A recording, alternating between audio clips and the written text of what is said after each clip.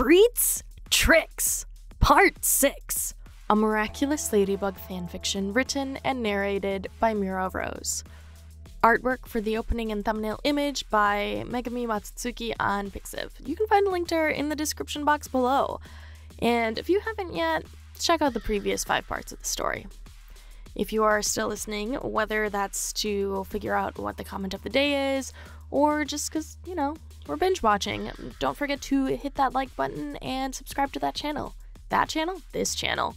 If you don't know what to comment, put Batman. Please enjoy Tricks, Treats, Part 6. Adrien Agreste as Cat Noir. Cat Noir spent the better part of the next hour floating through his mother's altar. Museum. Something. He didn't realize his father kept her embalmed like this. Pieces of her frozen in time for a one-man show.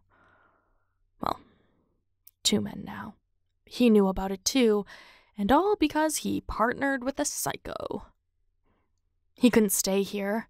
There was a maze to explore, but no matter how much he wanted to learn about his mother, especially after years of not being able to talk about her aloud, he needed to get back to Ladybug.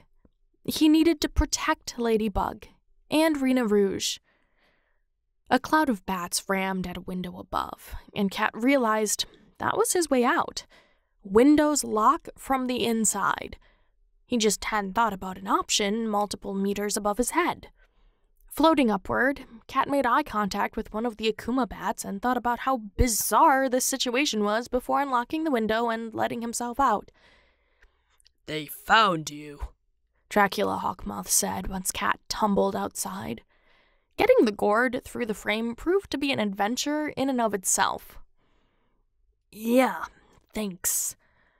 Cat floated down to his unlikely partner standing next to a floating, squeaking cauldron.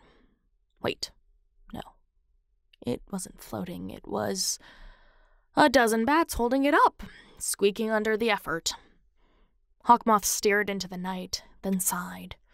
"She's about to Lucky Charm. Let's go." Well, at least Ladybug was safe. Cat itched to join her, but instead traveled back downtown side by side with Hawkmoth. The worst part of the night was showing him their Notre Dame hideout. This meant they couldn't come back here. He and Ladybug wouldn't be able to share this room, their secret place, until after Hawkmoth was gone once and for all, Dracula costume or not. "Oh, I win," Rena Rouge said, lighting up as they approached the roof of Notre Dame. "Batman?" Carapace asked. "No, Dracula." "Oh." Carapace adjusted his place on the roof, eating a slice of pizza. "I like Batman better." "Wrong universe," Ladybug said, circling above them on her broom. "Hey, Hawky!" Dracula Hawkmoth looked from her to Cat Noir, then back, and Cat could feel the ache in his eyes. He could only imagine what happened to Mayura for him to not try and acquire the Miraculouses right now. "Hello, Ladybug." "Always a pleasure." "Your manners are as good as your plans." "Thank you." Ladybug nodded, then took a bite of her pizza. Cat could only hope that wasn't Carapace's Miraculous. "What's that?" The Akuma bats squeaked as they set the cauldron down. "Part of my collection." "What, is it like the birthplace of the Miraculous or something?" Rena asked, still eating her slice. Hawkmoth stared at her, eyes narrowed. "How did you know that?" "I was right?" Rena all but dropped her pizza, then turned to slug Carapace. "You owe me a 20. "We didn't even bet on anything," Carapace shot back, rubbing his tricep. "I still won." "The Miraculouses were made in this?" Cat asked, turning to face Hawkmoth. Really? So I've been told. Huh. A million questions ran through his brain. Why do you have it? I would do anything to get my wife back. It clicked. Even if you had to make a new miraculous. If only it were that easy. Kat looked at the cauldron, unable to bear the expression on Hawkmoth's face. He saw his father wear that expression sometimes. I understand. He scoffed. You're a child. Instead of responding, Cat Noir floated over and into the cauldron, the lip of the pot blocking his vision. He could only hope Hawkmoth didn't choose this moment to betray them. Well, betray him. It was strange to feel this kinship toward him, like they were in the same boat, in the same storm. But Cat was the only one in this cauldron, so... Guys? Cat cleared his throat. What now?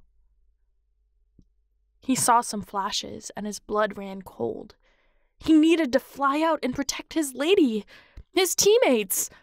But his pumpkin was stuck.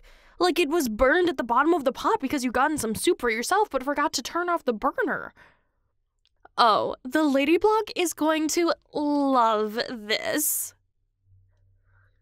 Rena Rouge took photos. That would explain Dracula Hawkmoth's muttering. Guys? Cat Noir repeated. A little help? He'd have to climb out now that his gourd was all but pumpkin soup. Ladybug's face popped in from above, grinning. Hey, kitty. Ladybug! His heart warmed at the sight of her. It almost seemed like forever, even though he'd seen her before putting himself in the spookified pot. What you doing? Oh, no. The longer the spell went on, the more of her he'd lose, wouldn't he?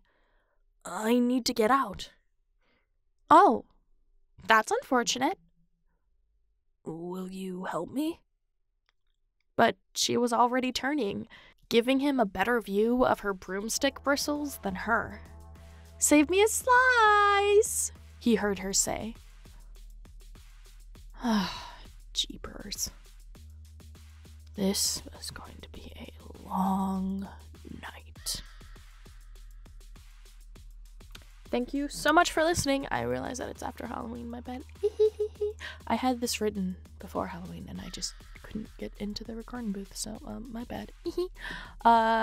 Stay tuned for part 7. I'll catch you in the next one. Bye!